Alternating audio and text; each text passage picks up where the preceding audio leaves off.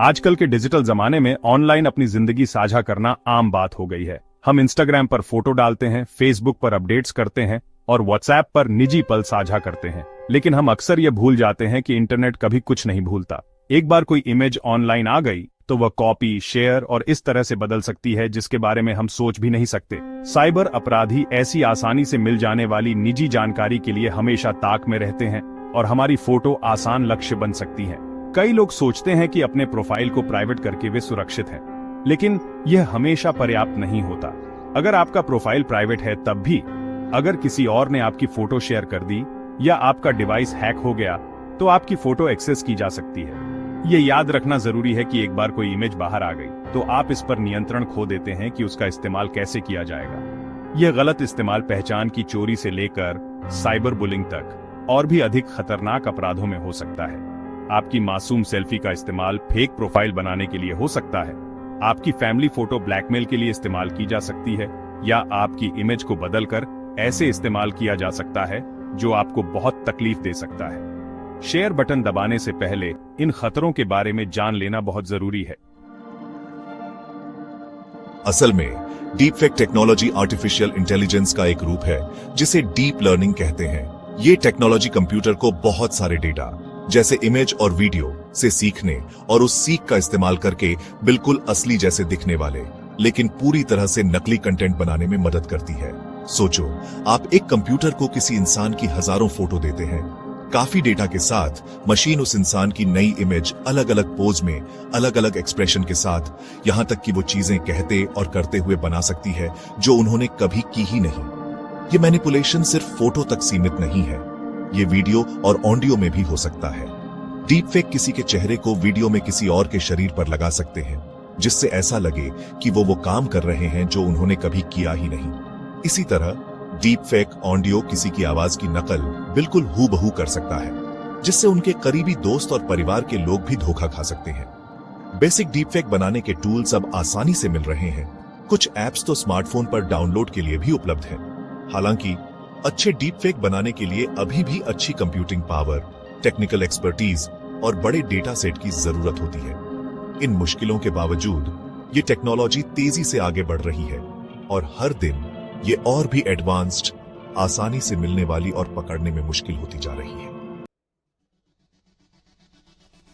एक ऐसी दुनिया की कल्पना कीजिए जहां देखने का मतलब यकीन करना नहीं रह गया है, जहां वीडियो जो बिल्कुल असली लगते हैं वो सिर्फ डिजिटल फैब्रिकेशन हो सकते हैं। डीप फेक की वजह से यही परेशान करने वाली हकीकत सामने आई है। डीप लर्निंग और फेक का एक मेल, एक ऐसी तकनीक जो तेजी से एक शक्तिशाली टूल में बदल गई है जिसमें धोखा देने और हेरफेर करने की ताकत है। लेकिन डीप फेक असल में क्या है और वे डिजिटल भ्रम का जाल कैसे बुनते हैं? मूल रूप से डीप फेक सिंथेटिक मीडिया है जो आर्टिफिशियल इंटेलिजेंस की गहराई में बनते हैं। वे मशीन लर्निंग के एक परिष्कृत रूप का उपयोग करते हैं जिसे जनरेटिव एडवर्सरियल नेटवर्क या GAN कहा जाता है। दो न्यूरल नेटवर्क की कल्पना कीजिए जो एक डिजिटल द्वंद्व युद्ध में बंद हैं। एक नेटवर्क जनरेटर नकली चित्र या वीडियो बनाता है और उन्हें यथासंभव वास्तविक बनाने का प्रयास करता है।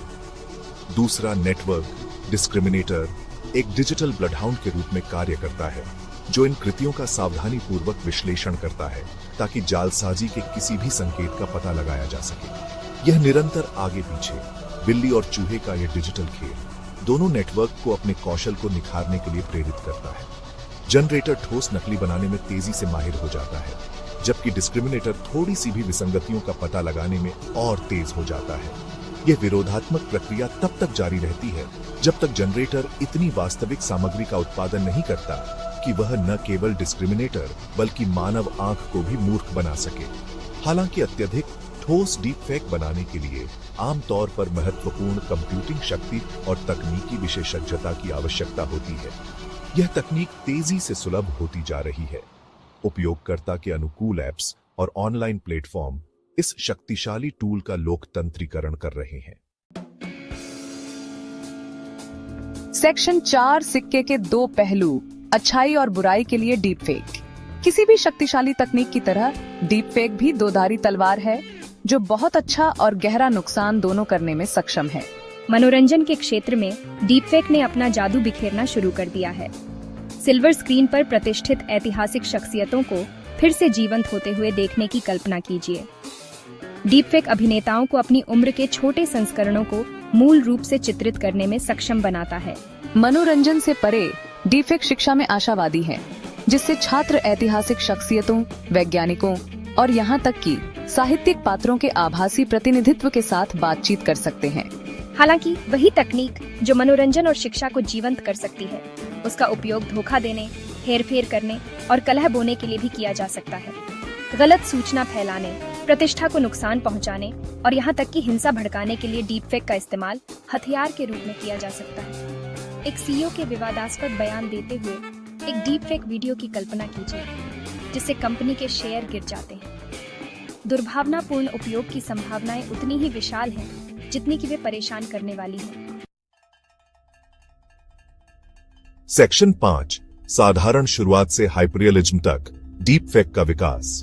डीपफेक तकनीक की जड़ें कंप्यूटर ग्राफिक्स और आर्टिफिशियल इंटेलिजेंस के शुरुआती दिनों में खोजी जा सकती है। हालांकि यह 24 में था कि जनरेटिव एडवर्सरियल नेटवर्क या जीएन के आगमन के साथ इस क्षेत्र ने एक बड़ी छलांग लगाई। शोधकर्ता इयान गुडफेलो द्वारा शुरू की गई इस सफलता ने तेजी से यथार्थवादी सिंथेटिक मीडिया के निर्माण का मार्ग प्रशस्त किया। डीपफेक शब्द खुद 27 में उभरा, जो एक रेडिट उपयोगकर्ता से उत्पन्न हुआ, जिसने वयस्क फिल्म अभिनेताओं के शरीर पर मशहूर हस्तियों के चेहरे को आरोपित करने वाले वीडियो बनाने और साझा करने के लिए जीएएन का इस्तेमाल किया। इससे ऐसी तकनीक के नैतिक निहितार्थों के बारे में व्यापक चिंता और बहस छिड़ गई। तब से डीपफेक तकनीक खतरनाक गति से आगे बढ़ी है।